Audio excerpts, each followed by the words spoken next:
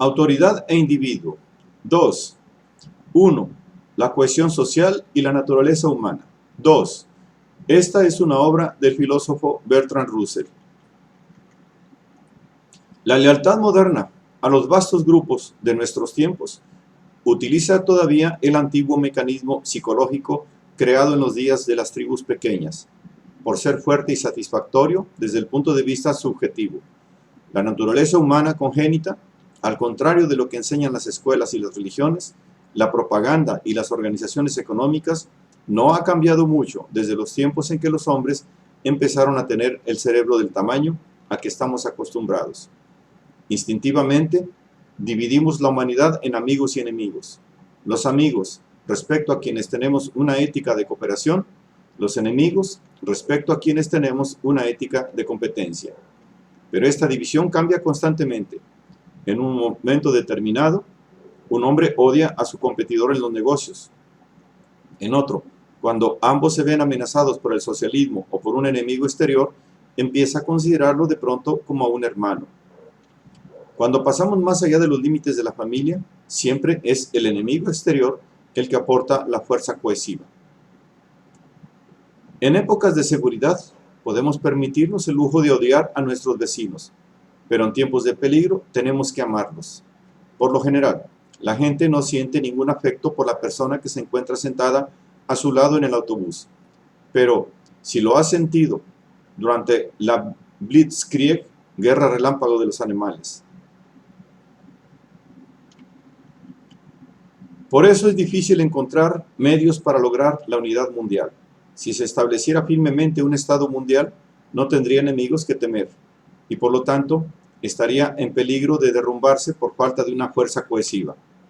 Dos grandes religiones, el budismo y el cristianismo, se han esforzado por extender a todo el género humano el sentimiento cooperativo que es espontáneo entre los miembros de las tribus. Han predicado la hermandad del hombre, mostrando, por el empleo de la palabra hermandad, que tratan de extender más allá de sus límites naturales una actitud emotiva, que en su origen es puramente biológica. Si todos somos hijos de Dios, entonces todos formamos parte de una misma familia. Pero en la práctica, aquellos que en teoría han adoptado este credo, estuvieron convencidos siempre de que los que no lo adoptaban no eran hijos de Dios, sino de Satanás, y ha reaparecido el antiguo mecanismo de odio hacia los extraños a la tribu, dando así nuevo vigor al credo, pero en una dirección que lo desvía de su propósito original. La religión, la moral, el interés económico bien entendido, el mero deseo de supervivencia biológica, todo ello proporciona a nuestra inteligencia incontables argumentos en favor de una amplia cooperación mundial. Pero los viejos instintos que hemos heredado de nuestros antepasados tribales surgen indignados, sintiendo que la vida perdería su sabor si no hubiera nadie a quien odiar, y que quien fuera capaz de amar a un bribón como fulano sería un ser despreciable. Que la lucha es ley de la vida, y que en un mundo donde todos nos amáramos unos a otros, no habría nada por lo que mereciera la pena vivir. Si alguna vez ha de realizarse la unificación de la humanidad, será necesario encontrar medios de engañar a nuestra primitiva ferocidad, en gran parte inconsciente, por un lado, estableciendo un régimen de orden, y por otro, encontrando salidas inocentes para nuestros instintos pugnaces. No se trata de un problema fácil, ni que pueda resolverse recurriendo solo a la moral. El psicoanálisis, aunque indudablemente tiene sus exageraciones, e incluso quizás sus absurdos, nos ha enseñado muchas cosas que son ciertas y valiosas. Dice un antiguo refrán, que si se echara fuera a la naturaleza a palos, siempre volvería a aparecer. Pero el psicoanálisis nos ha proporcionado la glosa de este texto. Ahora sabemos que una vida que va en contra de los impulsos naturales de un modo exagerado puede implicar consecuencias de tensión tan perjudiciales como las que resultarían de ceder a los impulsos prohibidos. Las personas que viven de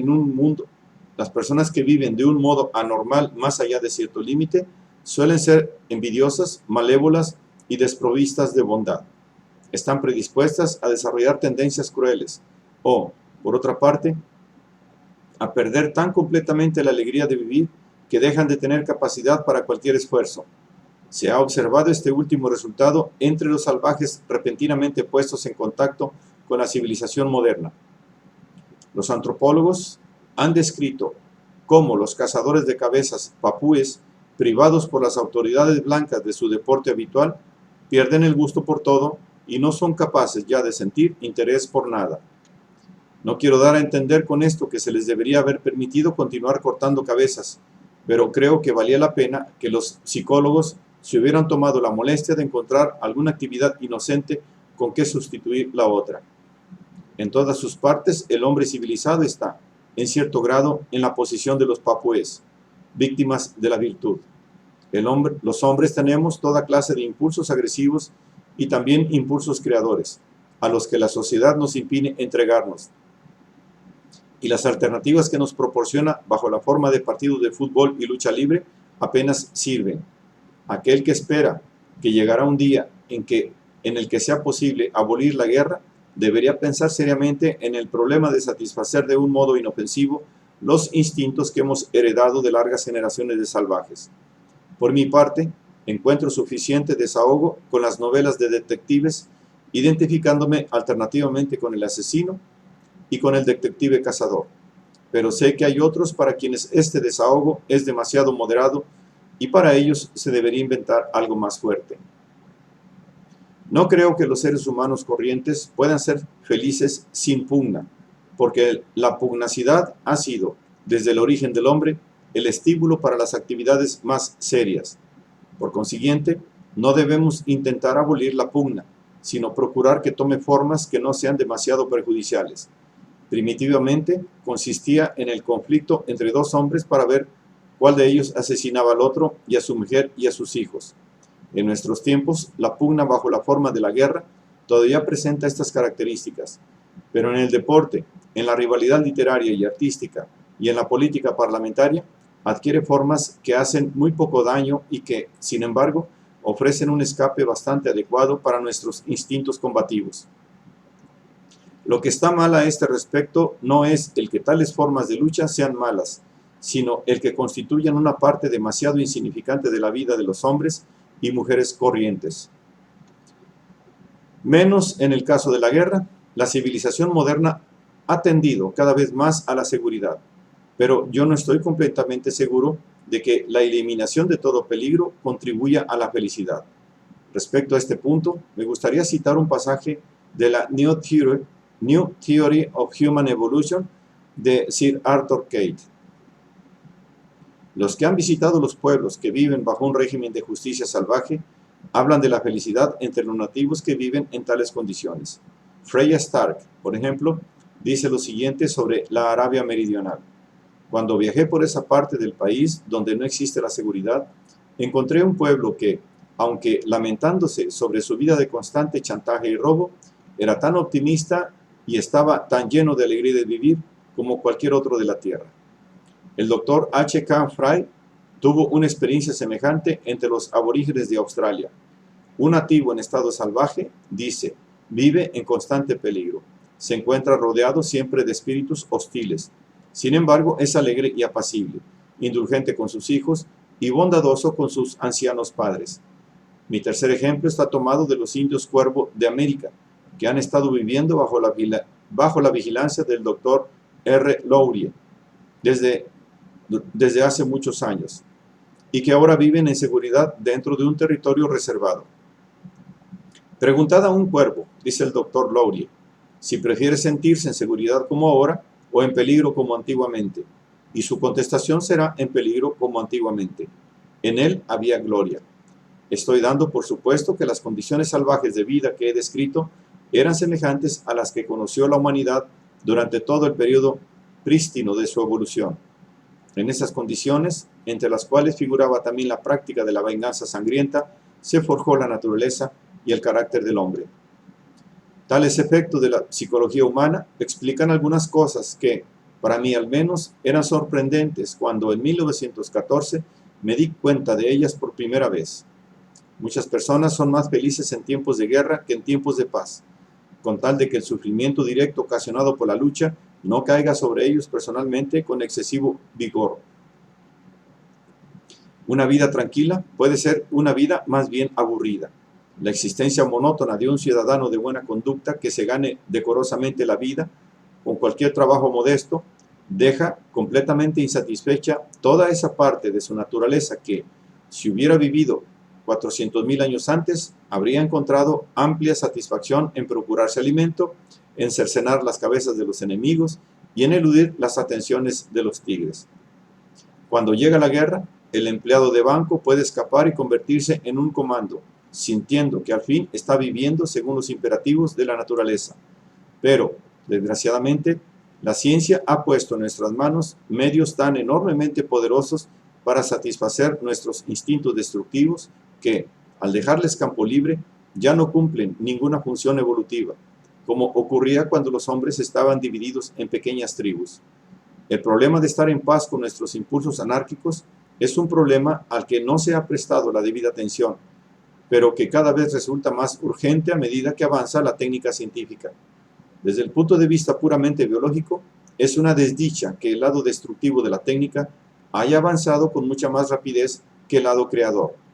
Un hombre puede matar en un momento a 500.000 personas, pero no puede tener hijos con más rapidez que en los días de nuestros antepasados salvajes.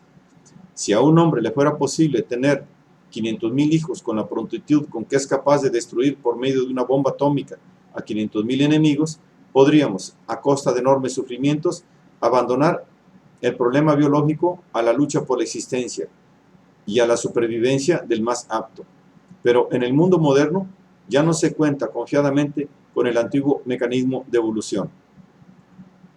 Por lo tanto, el problema del reformador social no consiste simplemente en buscar medios de seguridad, pues si estos medios, una vez encontrados, no nos proporcionan una profunda satisfacción, se abandonará la seguridad por la gloria de la aventura.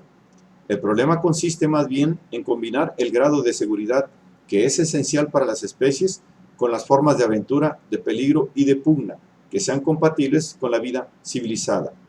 Y al intentar resolver este problema, debemos recordar siempre que, aunque nuestro modo de vida y nuestras instituciones y nuestros conocimientos han sufrido cambios profundos, nuestros instintos, tanto para el bien como para el mal, siguen siendo muy semejantes a lo que eran cuando los cerebros de nuestros antepasados alcanzaron su tamaño presente.